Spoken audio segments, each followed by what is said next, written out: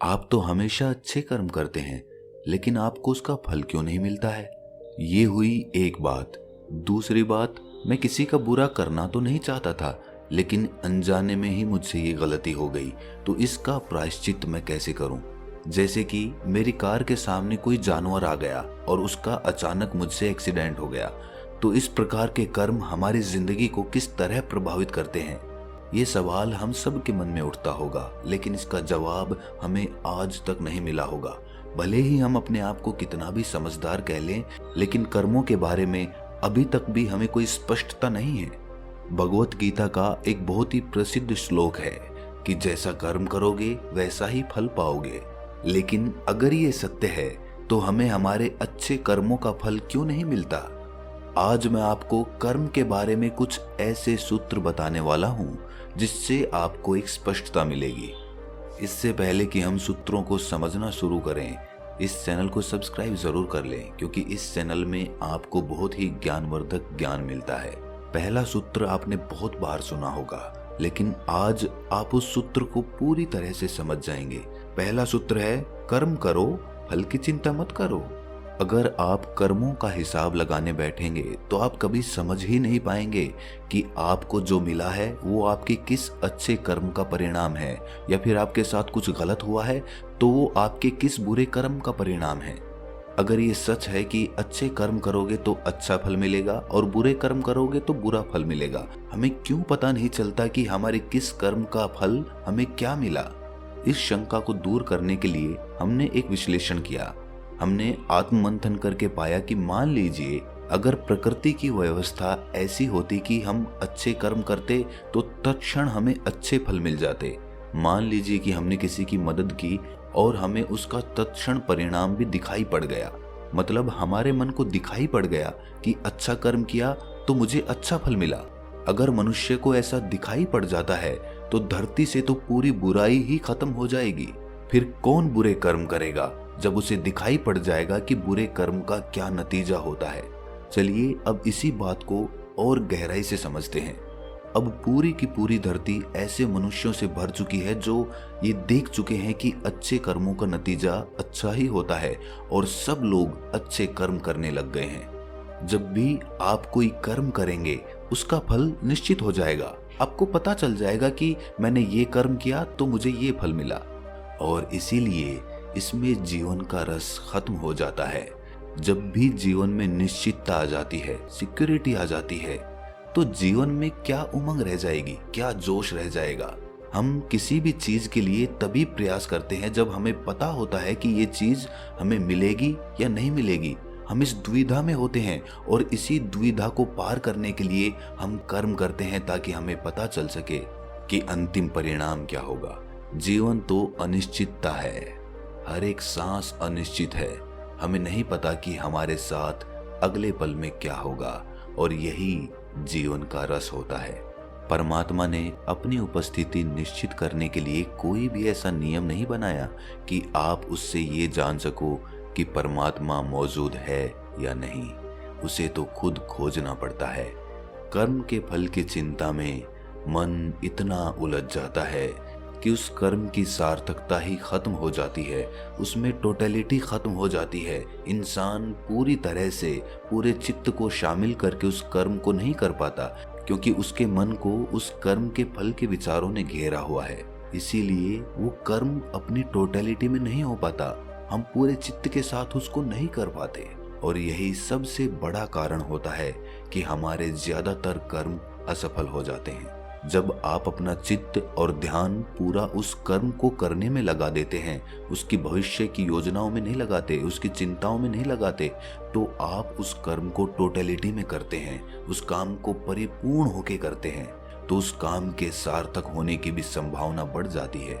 दूसरा सूत्र है, अनजाने में हुए बुरे कर्म से अपने चित्त को साफ रखें, उसकी छाप अपने मन पे ना पड़ने दें, उससे अपना मन मैला ना करें। जब भी हमसे अनजाने में कोई गलती हो जाती है, जैसा कि हमारी कार के सामने कोई जानवर आ जाता है और उसका एक्सीडेंट हो जाता है, तो ऐसे में वो कर्म हमने अनजाने में किया है, हमने योजना से बना के नहीं किया। लेकिन एक करुणावान आदमी का हृदय ऐसे एक्सीडेंट के बाद करुणा से भर जाता है। उसका हृदय बड़ा ही दुखी हो जाता है। और होना भी चाहिए, क्योंकि करुणा इंसान का सबसे बड़ा गुण होता है।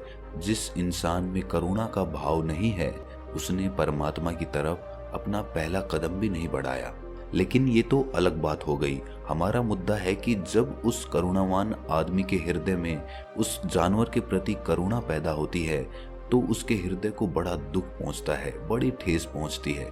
लेकिन ये समझने योग्य बात होती है कि वो कर्म हमसे अनजाने में ही हुआ है, इसीलिए उसके प्रति हमें इतना दुखी होने की आवश्यकता नहीं है। ऐसे एक्सीडेंट को हम जीवन भर अपने चित्त से बांध कर नहीं रख सकते। ऐसे में हम अपने आप को पापी कहकर पापी नहीं समझ सकते, क्योंकि ये सब परमात्मा भी देख रहा होता है कि इस कर्म में आपकी कोई गलती नहीं थी, वो अनजाने में ही हो गया। इसी तरह जब कोई आदमी गुस्से में दूसरे आदमी को चांटा मार देता है, तो क्या वो भी अनजाने में हुई गलती है? क्योंकि उसने तो अचानक गुस्से में आकर चांटा मारा है, उसकी कोई योजना थोड़ी ही थी चांटा मारने की। तो चांटा मारने का कर्म भी क्या अनजाने में हुआ है? और ऐसे कर्म का आपको क्या फल मिलेगा, कभी सोचा है आपने? तो इसका जवाब है कि ये कर्म हमसे अनजाने में नहीं हुआ, ये हमने जानबूझकर किया है, ये हमने आवेश में आकर किया है। अगर हम होश में ये कर्म कर रहे होते तो हमें पता होता कि हम क्या कर्म कर रहे हैं, लेकिन उस वक्त हम अपना होश खो बैठे, हम भावनाओं में बह गए और हमने ये कदम उठाया। तो ऐसे कर्म को कभी भी अनजाने में हुआ कर्म मत समझना, और इसका फल भी आपको भोगना ही पड़ेगा। जिस आदमी के साथ भी आपकी हाथापाई हुई, आपने किसी को मारा, उसके प्रति उसके चित्त से आप जीवन भर के लिए दूर हो जाएंगे, या फिर आपकी उससे दुश्मनी हो जाएगी और भविष्य में आपको उसका परिणाम भोगना पड़ेगा। जो लोग जानबूझकर दूसरों को हानि पहुंचाते हैं, वो भले ही आज सुख से अपना जीवन जी रहे हों, लेकिन भविष्य में कभी ना कभी उन्हें अपने कर्मों का भोग पूरा करना ही होगा। तो दूसरा सूत्र भी आप समझ चुके हैं कि अनजाने में हुए गलत काम हमें अपने चित्त से नहीं बांधने चाहिए। तीसरा सूत्र उन लोगों के लिए है जिन्होंने जीवन में किसी का बुरा नहीं किया, लेकिन फिर भी उनके साथ बुरा होता जा रहा है। धार्मिक हिंदू ग्रंथों में लिखा हुआ है कि मनुष्य मरने के बाद दूसरा जन्म ले लेता है, और इस कर्म के जो कर्म होते हैं वो हमें अगले जन्म में भी भोगने पड़ते हैं।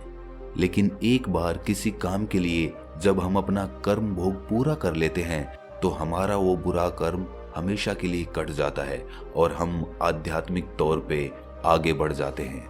हिंदू ग्रंथों में कहा गया है कि मनुष्य को मुक्ति के लिए 10 लाख वर्षों तक जन्म लेते रहना पड़ेगा, और जब तक हमारे सारे कर्म कट नहीं जाते तब तक हमारे लिए कोई मुक्ति नहीं है। ये मैं नहीं कहता, ये धार्मिक हिंदू ग्रंथों का कहना है। ये सच है या नहीं, इस बात पर चर्चा करना बेवकूफ़ी होगी, लेकिन एक शिक्षा जो हम इन ग्रंथों से ले सकते हैं वो ये है कि अगर ऐसा है कि हमें अपने पिछले जन्मों के कर्म इस जन्म में भोगने पड़ रहे हैं, तो हम अपने चित्त को ये समझाकर शांत कर सकते हैं, ये दुविधा दूर कर सकते हैं कि हमारे साथ अच्छे कर्म करते हुए भी बुरा क्यों हो रहा है। अब हमें पता है कि हमें पिछले जन्मों के कर्म इस जन्म में भोगने पड़ रहे हैं, तो ये इस जन्म के कर्म नहीं है, ये पिछले जन्मों का है, और जो हम अभी कर रहे हैं उसका परिणाम हमें भविष्य में मिलेगा। तो इस विचार मात्र से आपको अपने तमाम दुखों से निजात मिल सकती है।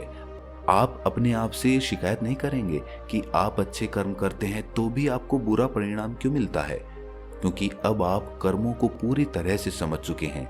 आखिर में एक बात कहना चाहता हूँ कि जो भी कर्म करो उसे पूरे होश में करो, उसे पूरे जागरूक होकर करो, तभी वो काम सफल हो पाएगा। उस काम के सफल होने की संभावनाएं बढ़ जाएंगी।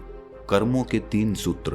पहला, जैसा कर्म करोगे वैसा फल पाओगे। दूसरा, अनजाने में हुए बुरे कर्म हमें अपने चित्त से नहीं बांधने हैं, उससे हमें दुखी नहीं होना है। और तीसरा, जिस हालात में हम आज हैं वो हमारे अतीत के कर्मों की वजह से है। तो दोस्तों, कैसा लगा ये वक्तव्य आपको? कमेंट सेक्शन में ज़रूर बताना, और आपको कर्मों के बारे में कोई भी सवाल हो तो कमेंट सेक्शन में ज़रूर पूछना। तो मिलते हैं अगली कहानी में, तब तक के लिए अपना ख्याल रखें।